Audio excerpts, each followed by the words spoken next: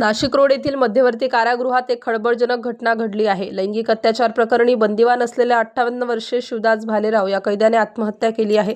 या घटनेने कारागृहात खळबळ उडाली आहे। शिवदास भालेराव या बंदिवानाने गळफास घेऊन आत्महत्या केल्याची धक्कादायक घटना रविवार दिनांक 26 ऑक्टोबर दुपारच्या सुमारास उघडकीस आली। रविवारी दुपारच्या सुमारास भालेराव याने कारागृहातील एका ठिकाणी कशाच्या तरी सहाय्याने गळफास घेतल्याचे कारागृह प्रशासनाच्या लक्षात आले।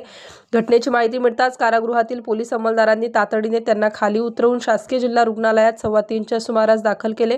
मात्र तेव्हा वैद्यकीय अधिकाऱ्यांनी तपासणी करून कैद्याला मृत घोषित केलं। भालेराव याला एका अल्पवयीन मुलीवर लैंगिक अत्याचार बलात्कार केल्याप्रकरणी पोलिसांनी अटक केली होती। या गुन्ह्यात त्याला न्यायालयीन कोठडी सुनावण्यात आली होती। जून 2024 पासून तो नाशिक रोड मध्यवर्ती कारागृहात शिक्षा भोगत होता। भालेराव हा सिन्नर तालुक्यातील रहिवासी होता।